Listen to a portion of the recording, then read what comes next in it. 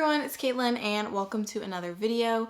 In this video, I'm going to tell you how I bought a house as a 24-year-old. If you guys have followed my vlogs over the last couple weeks/months, you would know that I just purchased this very house that I'm sitting in the Pacific Northwest, and I am so happy that I did. I love it so much, but I have been getting a good amount of questions from you guys on Instagram and YouTube, sort of on how the whole process goes, because it's not something that a lot of people talk about. And so I just decided I would film this sort of walkthrough video to tell you guys about it, or if you're curious and buying your own house or just really don't know anything about the housing market, which was pretty much me back in like November, December, and want to learn more, you can watch this video too. A brief overview of the house. This is a 4-bedroom, 2.5 bathroom house. It is in Washington State, but it's pretty close to the Portland area. It's about like a 30-minute drive. I did give a full tour of the house in an empty house tour video, so I will link that here if you want to learn more or see more of the specifics of the house, but this is going to be more about the process of me buying the house. I did buy this house using my own savings, and I am the only person who put money down on this house, so it is entirely in my name, and I actually did make the money to buy this house through my online platform, so through YouTube and Instagram and saving money, which leads me to my first step, or the first step in general to buying a house, which is to save money. Obviously, you can't buy a house without saving money. I have never been a super extravagant person. I was raised to be pretty budget friendly growing up, so I've never spent beyond my means, I guess, until I bought a house and have a mortgage. But I've always been good with saving my money and only buying the bare essentials and hunting for deals, things along that line. And obviously I do work hard too, so I am in a position where I had a good amount of money saved up in my bank account. Honestly, I didn't really know what to do with it. I wasn't too familiar with investing like in general at all. And I had a few different friends who I talked to who suggested that I look into property investment. Property investment is still an investment. It's not putting your money into the stock market or anything, but it is buying a house with the knowledge that in a few years, inflation or the area itself is going to grow in value. So the house will grow in value. And then when you come to sell the house, you will make a profit. So obviously it's more of a long haul kind of investment, but still a good one nonetheless. Also, just speaking in general, if you do have the means to buy a house and see yourself living in an area for at least a few years, it kind of makes sense to purchase rather than rent, because when you're renting, you're giving money to someone else and that money is essentially going nowhere. But if you have enough money to put a down payment on a house and get a mortgage, your mortgage fee that you're going to be paying every month could be comparable to paying rent at an apartment, but instead of the rent money going nowhere, it is going towards the value of your house, and then eventually you will own the house outright. Versus with rent, you're never going to own the property. So yes, you need to save money, but also how much money do you need to save? An easy way to get a general estimate, which is what I would suggest looking for, is to go online at real estate websites like Trulia or Zillow or Redfin and look for the amount of bedrooms and baths and house yard size that you're interested in.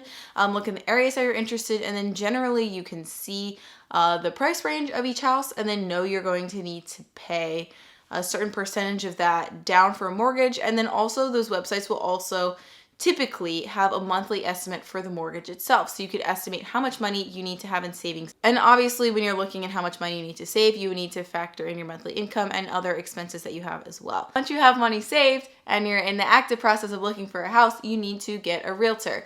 And for me, I actually found my realtor through a referral. Honestly, I would suggest asking your friends or family if they know any realtors in your area first, just because they will be able to give you personal experience and recommendations. But if not, you can easily find a realtor online. I mean, there are a plethora of realtors in this world. Just look at the online reviews, maybe meet with a couple. You are under no obligation to meet with a realtor and stick with that realtor forever. If you don't like them, you can go to another one. I just think it's kind of bad to actively be talking to 2 realtors at once. But if you're still in the initial process, you can sort of realtor shop, I guess. You can correct me below in the comments if I'm wrong. Basically what I did is I had a phone conversation with my realtor telling him my estimated budget, the size of a house I was looking for. I told him I was looking for more long-term investment, and he was very familiar with the area, so he sort of guided me in correct regions to look for. And I also sent him a preliminary list of homes that I was interested in so he could get a general idea of what I was looking for. So then after you do all that, you might do some of that in person. You're going to meet with your realtor and go out and look at houses. Now, the length of this can vary a lot. You may meet with your realtor several times. I actually only met with my realtor twice, and I saw this house that I bought on the first day I went to look for houses, and I know that is definitely not the case for everyone. I wasn't even considering this house, but my realtor showed us a few of the houses that were on my list, and then he's like, you know, I think you guys might like this other house that I saw. Could I take you up there? And this house was not in the area that we were originally looking for, but as soon as Dylan and I saw this house, I just got a really good feeling. It had pretty much everything that I wanted. I thought it was a great size. I liked the location. I liked the light in the house. So you saved your money. You've got a realtor. You have a house that you want to get. Now you need to get a mortgage, unless you are some really lucky duck who has enough money to pay for an entire house outright. Though I would say most of the population does not do that. Most of the population gets a mortgage, which means you are going to put a certain percentage of the cost of the house down up front, and then you're going to work with a mortgage company who is going to front the rest of the bill, and then you're going to pay that bill back to them plus interest over the course of a period of time. The standard is usually 30 years, and it sounds like a lot. And it is a lot, but you know, some people pay it off early, some people don't. It's definitely a long-term investment. Now, again on this, I was very lucky, and I actually have a friend who is a mortgage broker. His name is Vinny, and out of everyone who I worked with in my whole home buying process, I was really, really glad that I was able to work with him. He was super knowledgeable. He sort of guided me through the process because honestly, in the beginning, I really didn't even know what I was getting myself into.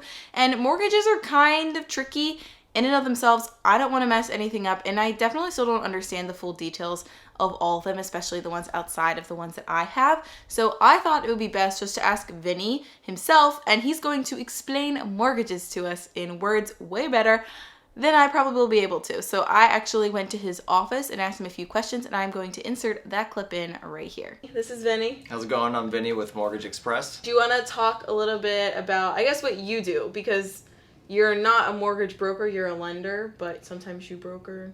Yeah. Sort of demystify all the jargon. Absolutely, good question. So I'm a loan officer, and as a loan officer, the company that I work for, Mortgage Express, we're able to fund the loans in-house. So I don't necessarily have to broker a transaction all the time, meaning that I'm kind of the middleman between two parties. We can actually do everything from start to finish in-house. And then certain scenarios we would broker depending on if it's a specialty product, specialty type of property, let's say like a log home or maybe a manufactured home on some land, things like that. So more often than not, we take care of everything in-house from start to finish, which is really nice. How would I find someone to do my mortgage for me? Places like Redfin and Zillow, basically what they do is they sell your information. So you go on the website, you look for a property, and you type in your information, and then that data is sold to people, and they buy that data to then work with you. My recommendation is to find somebody local, knowledgeable, and that's been in the business for a little bit and that's going to be in the business for a long time. That way you can have a great relationship with somebody. They're able to look up your information, keep in touch with you, really give you a progress check along the way. That way you're utilizing everything to the best of your ability. So I would recommend talking to friends of or family, basically. And then if you have any local resources, which typically there's local resources everywhere.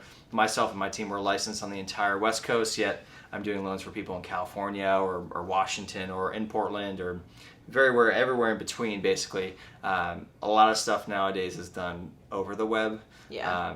But local is also very helpful because then you have that personal touch. Definitely. On the same time zone.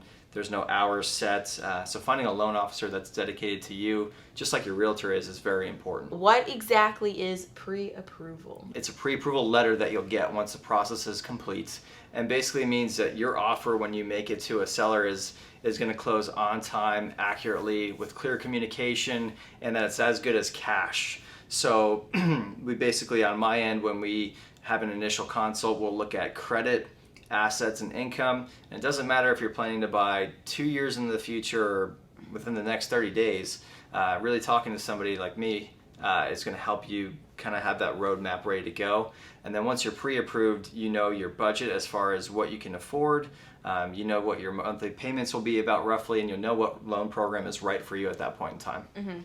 So basically, it's sort of like a letter you would hand to someone saying, hey, I'm interested in this house. Here's proof that I can get a mortgage for this amount and I can afford this house? Correct, yeah. It's essentially the validation to the seller that you have the buying power to go ahead and close on their property. So the pre-approval letter is essentially a blanket statement saying, you know, as long as you fall within those parameters, as long as the property's good and we're able to close on it, then we're going to be able to make the transaction as smooth as possible. I got pre-approval before I made an offer on any house, but Correct. my friend, she lived on the East Coast, and she told me to do it because she was looking at homes and she wasn't pre-approved for a loan. And I think it was actually happened twice where she wanted to purchase a house, but she didn't get the pre-approval letter, and it took too long. And they weren't able to get the house, which is always unfortunate. But yeah. Luckily, I lucked out. Yeah, absolutely. So I work for a company called Mortgage Express, so we have to be kind of. Yeah. But typically, it's a quick turnaround process. As long as you can provide the documentation that we need,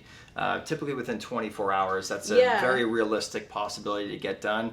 And then we have an application for iPhone or Android where you can upload those things, kind of like a personally branded Rocket Mortgage for you. You can also create calculations on there. So every property is going to have a different price, property taxes depending on the area. So I don't necessarily like when people say, hey, you're approved for X amount of dollars. It's not necessarily about the dollar amount, because a house here or a house over there may have different property taxes tied to it. It's really about the monthly number, that the maximum you can afford with the payment cumulatively. Totally. Yeah, based on your assets and based upon your credit, your assets, and your income. And as a general rule of thumb, people want to know what can they afford. There's a lot of zero down programs for veterans and USDA. And then for first-time home buyers, you can get into a home for as little as 3% down. So it doesn't quite take as much as people think.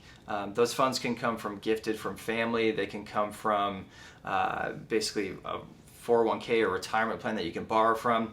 And then basically you're at that point in time, if you know you're going to stay put for at least 2 years, you're investing in your future at that point in time. And you'll see the distance between paying down your balance and the equity and the value of your home should go up.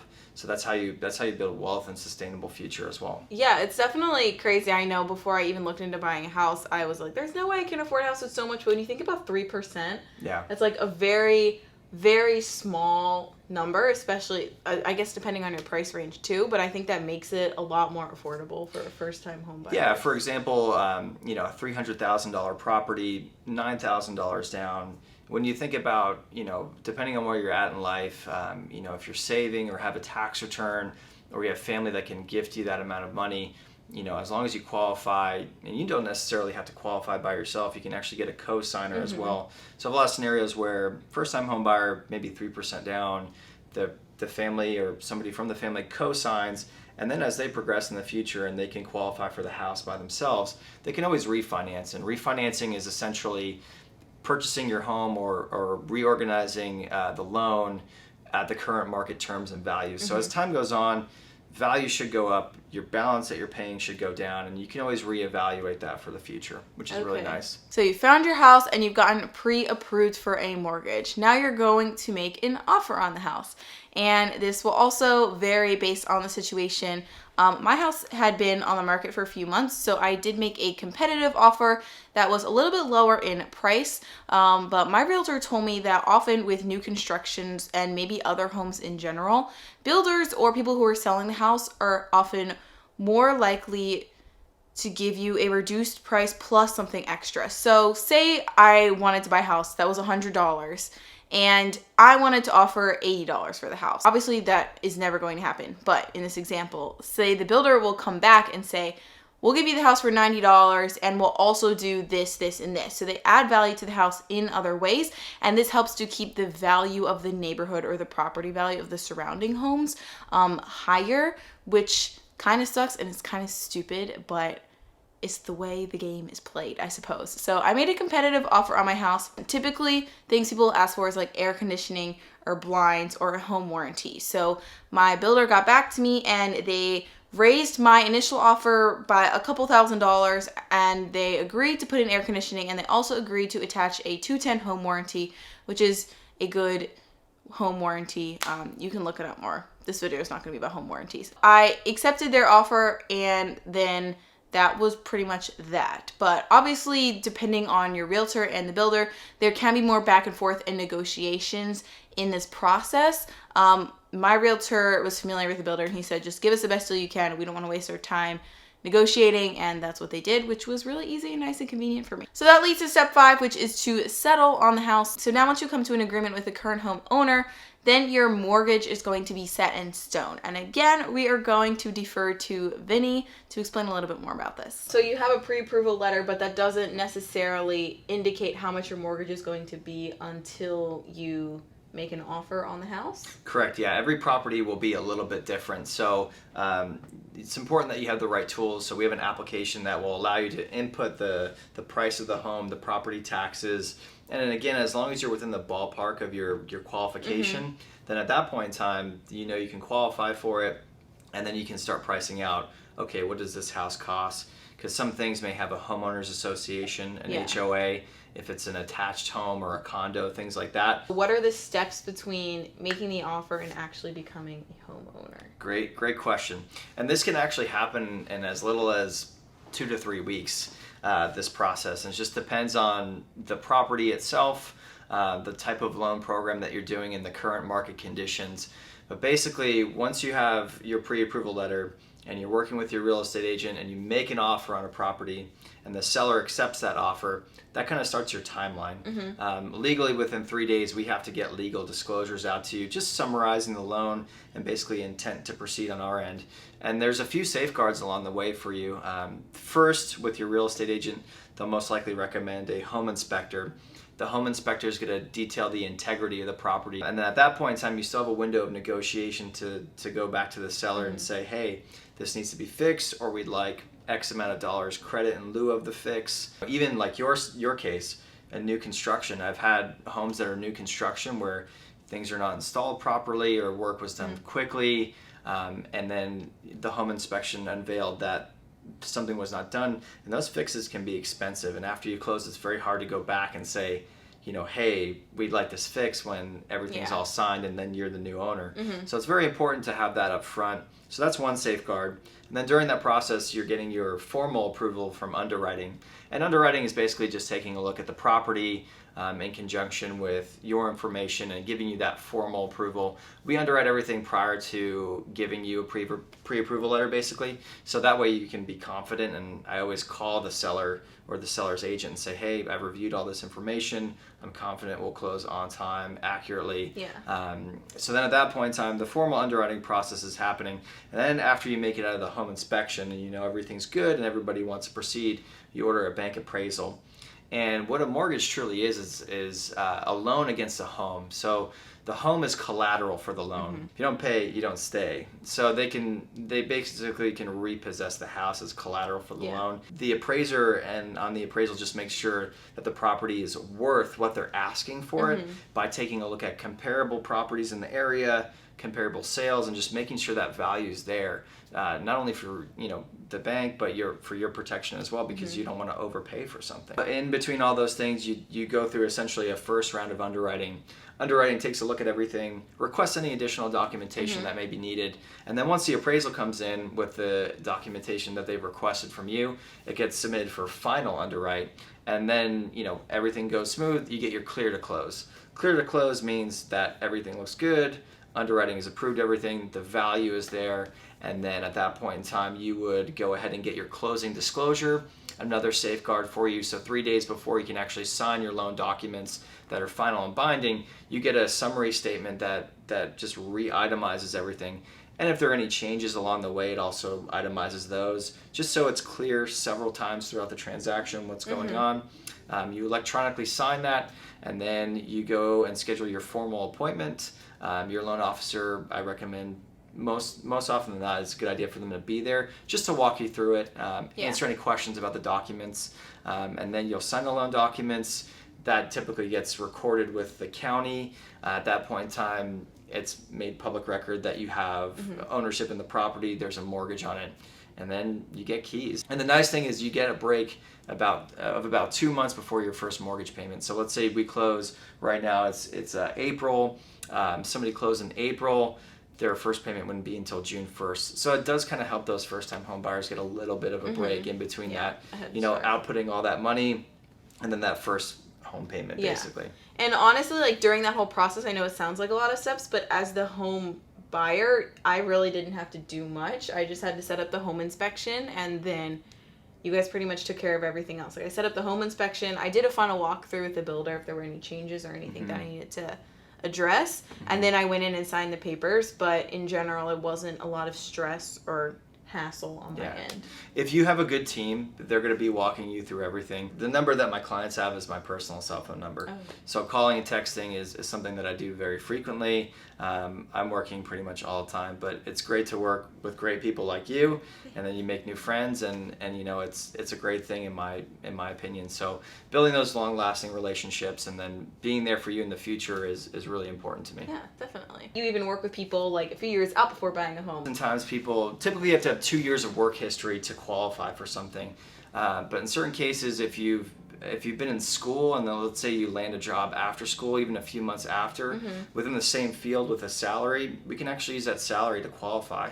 So every scenario is a little bit different, and we have some programs that are basically not necessarily by the book. They have a little bit of flexibility.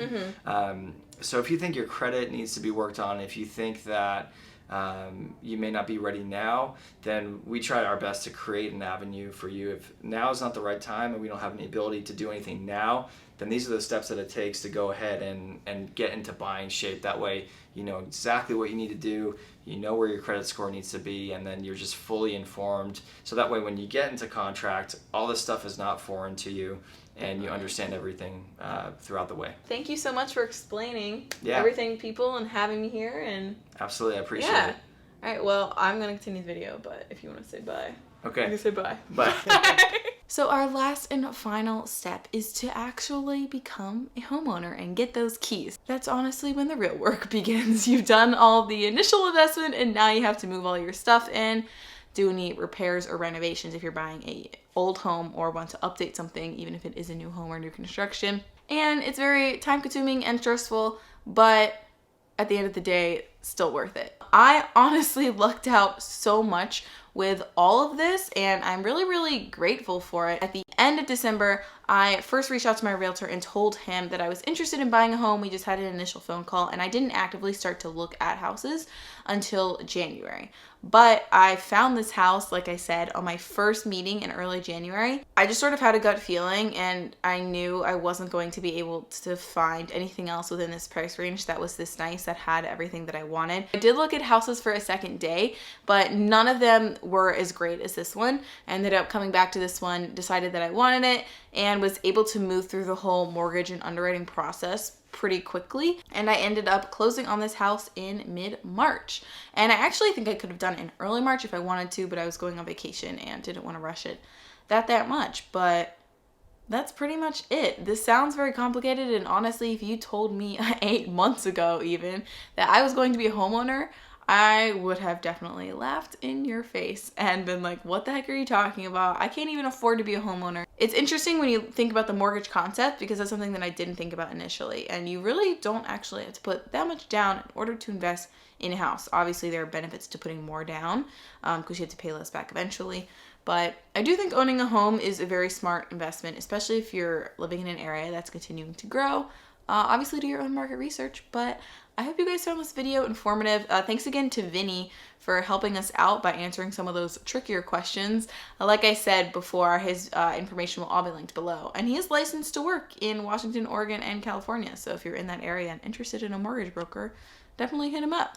And let me know if you guys are interested in more house-related videos or videos that are inspired by anything that I said in here. I'd be happy to film them. And other than that, I hope you guys are having an awesome day and continue to have one, and I will talk to you in the next video. Bye.